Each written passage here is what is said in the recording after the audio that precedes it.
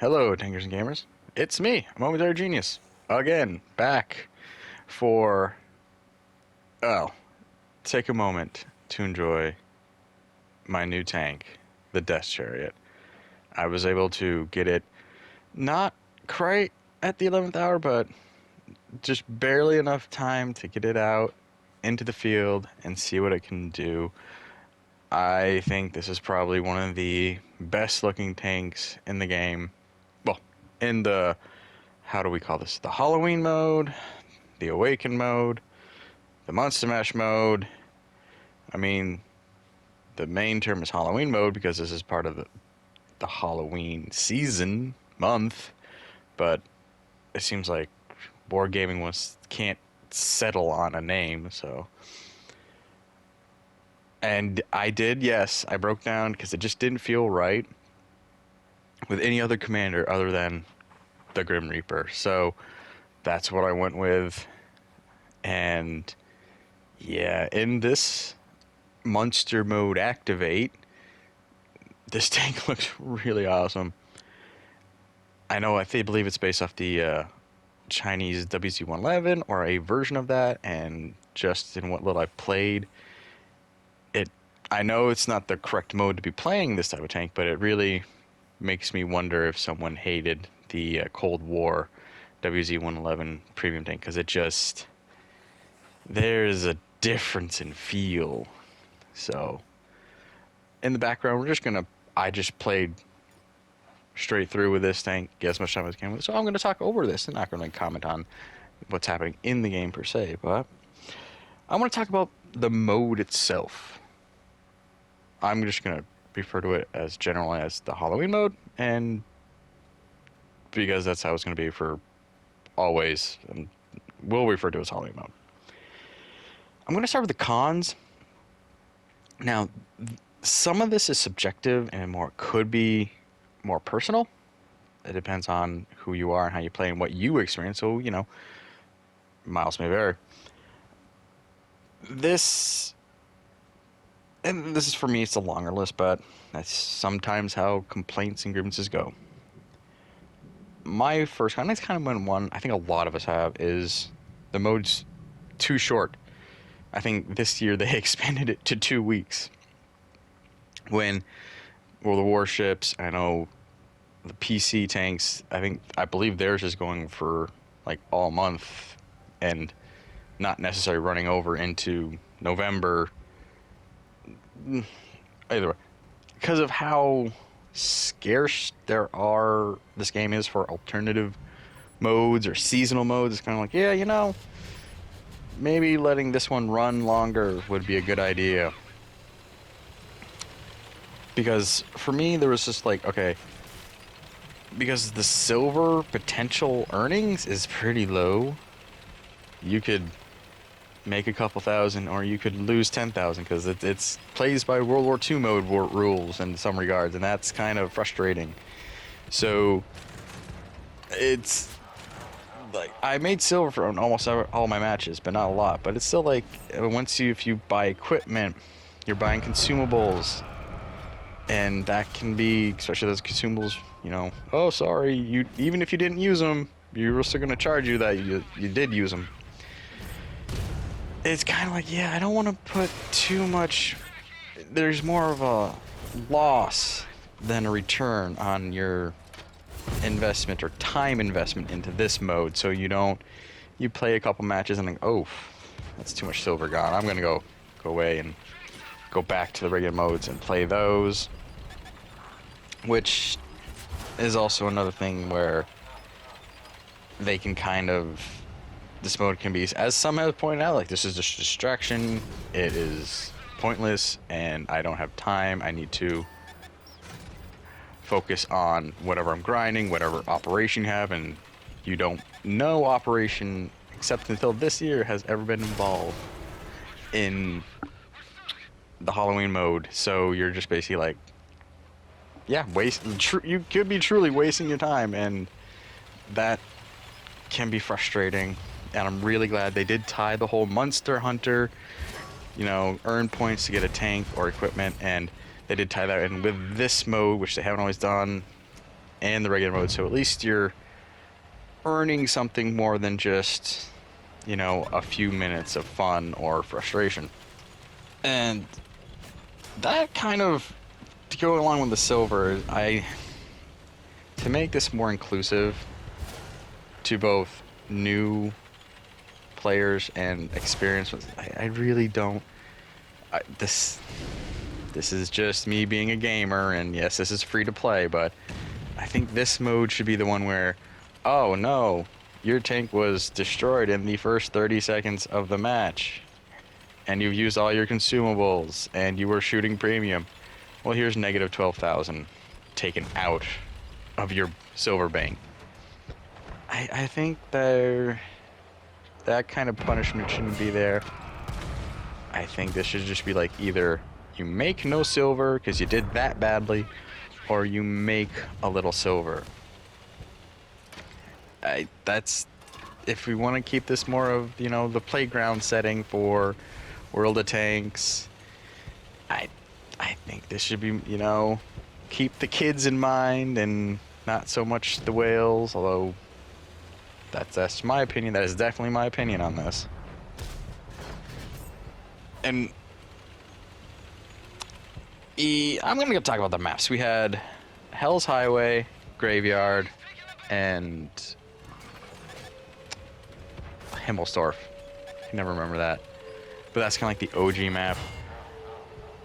I kind of felt that Himmelsdorf one was still the best balanced, because Hell's Highway, which we're on right now, and Graveyard, which is based on Highway and Prokhorovka.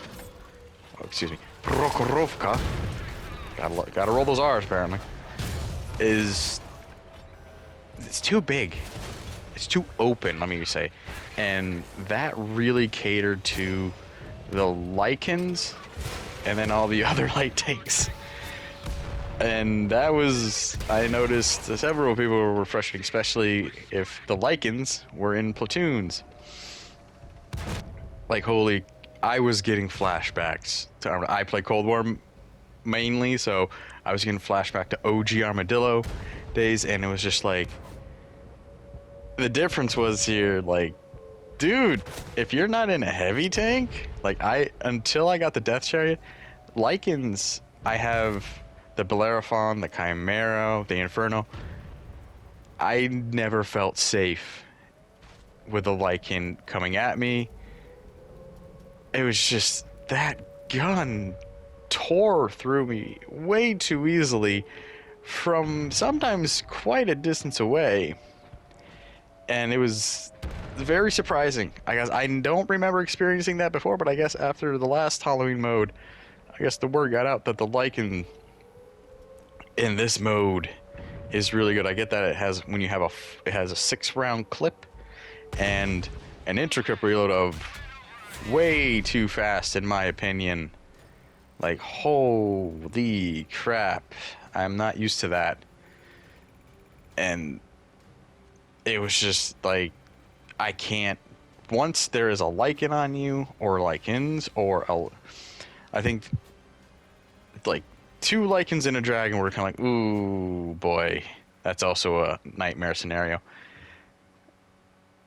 I watched them tear through a lot of my teams, or tear through other teams. If I happen to have that platoon on my team, I was like, yay. But I just couldn't believe how damaging Lycans were. It's like, usually I'm like, light tanks in World War II mode, some of them have good guns, but they're more about speed and outrunning you, not about charging in, wrecking you very quickly and then moving on. And I was really surprised when the Lycan, they didn't slow down the entry up reload or anything like that, or nerf damage, but they silently nerfed the Revenant to where its big gun, or larger round gun, ended up just magically going from being able to shoot hundreds of meters to being only able to shoot like 100 to 120 meters out. You could watch that round just disappear. And I know because we don't have a lot of time to learn these things. It's kind of like, yeah, sometimes you go with the bigger, slower round because it penetrates, and the smaller gun, you need to be more experienced to know where to hit on these tanks.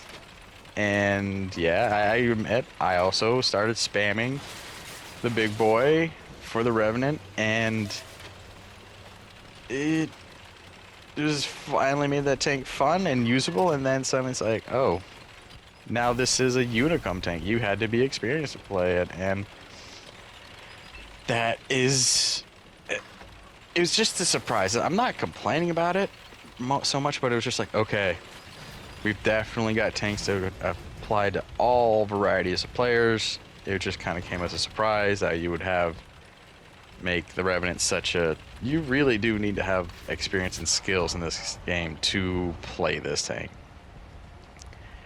And that was surprising compared to how I was more like, why is the Lycan inheriting everything? It's just tearing, it's living up to its name as it tears apart a whole team and platoon, and it's just, and you can now earn that for free, and that's actually on the lower, that's a lower level tank to get, so you can get it relatively quickly, which I think may have also led to the large number on the field. So yeah, that was probably like the big complaint. Is like, you nerfed the Revenant, which I didn't think needed to be nerfed, but the Lycan seems to be a little more on the unbalanced side. But then again, until I got the Death Chariot, it was like the medium tanks I have, which weirdly enough, the creature is a tank destroyer in World War II mode, but in this mode it becomes a medium without...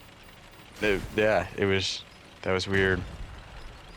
And again, I touched on this on the Pharaoh's Fury video, but having to take the commanders I have already in these tanks, especially like the creature, because I like to go derping around in World War II mode trying with that. I didn't think it necessary to transfer my commanders into these tanks that I wanted to keep in them. I don't have, a commander for regular mode and the Halloween mode. It's usually the same commander, and that became a real issue because when you transfer a commander of the same nationality into a tank of that nationality, you, especially if it's a premium commander, you don't lose silver in tank. But if you have to not only transfer a commander, like from my Pharaoh's Fury, which is an independent tank, into another nation's tank, which the Pharaoh's Fury becomes a mercenary tank in the Awaken mode, and that's where, yes, the premium commander I have, Ozymandias, I don't have to pay silver, but I did have to pay, I think it was about 60, 90 gold transfer rate. So, ooh. Yeah, that wasn't appreciated. So now my Pharaoh's Fury has an entirely different commander in it now for the Awaken mode. Small complaint, easily remedied, but frustrating because it shows a lack of forethought on how having no mercenary tanks in the Cold War mode will affect other modes going down the line. It's like, ooh, someone really wanted to streamline their workload that day. Now, I've kind of, I've come down kind of a little hard on this mode, but that's just it. I had those complaints, but I still had fun. I was able to play a lot more than I usually did, and that did help me get to better understand this mode. Thankfully, a lot of what I have to do in Cold War mode is very small and more like just grinding tank lines, done with the season, so there's no real current rush on doing anything there. So I was able to actually have fun. I did have fun. I did enjoy. Especially when I got into something with armor, which I think some of those medium tanks, their armor may need to be revisited because, or you know what, maybe a lot more experienced players were playing the Halloween mode, the Monster Mash mode here, and knew where to pen, which could be true. Maybe that's why the Lycan was so terrifying. A lot of newbies don't like playing light tanks as they are difficult. I get that, but oof. with the whole like 20-something tanks in this mode, guys. You don't just have to play the Lycan so much. Try to break from your norm and maybe go slow and this.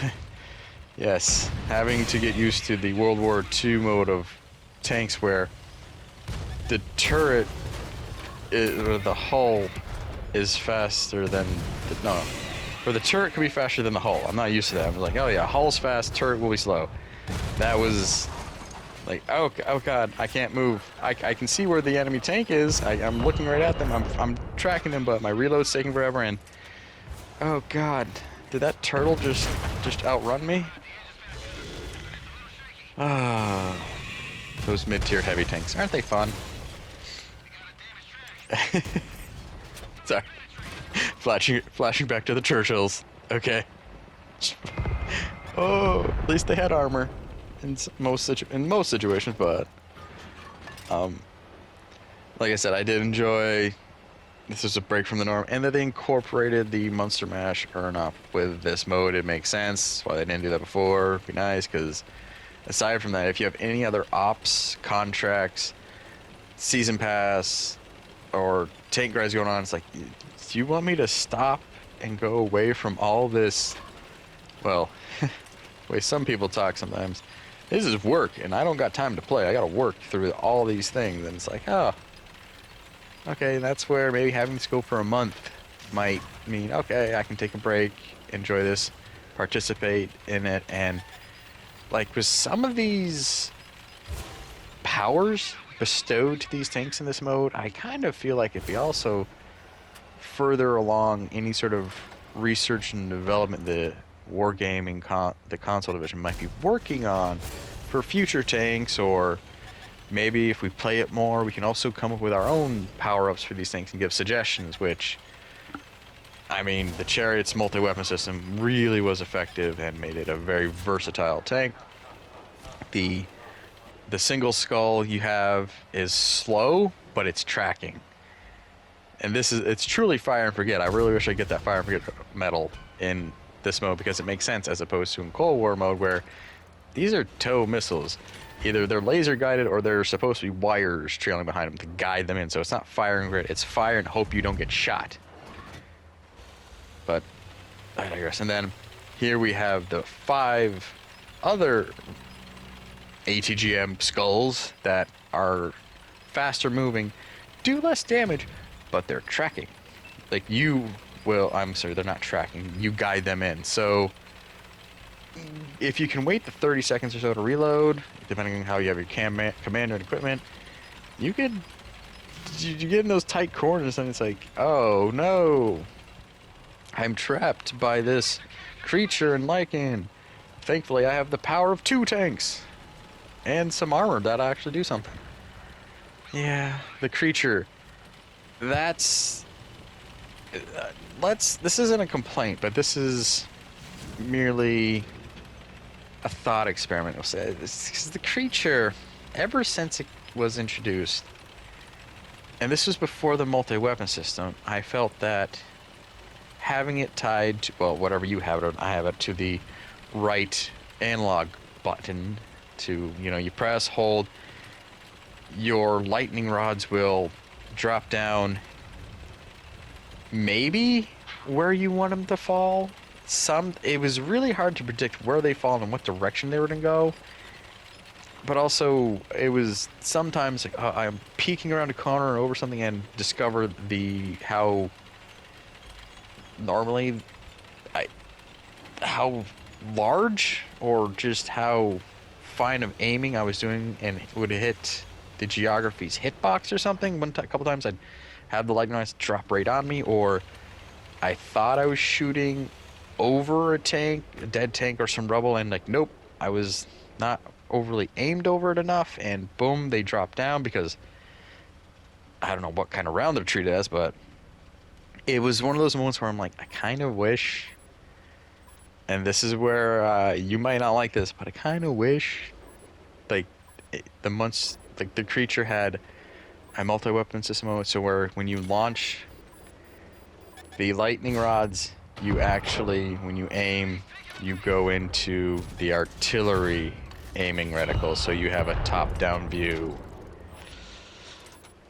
I know just the mere mention of artillery may have some of you concerned, but I think it would help with knowing where you're actually going to be dropping the lightning rods, and that was...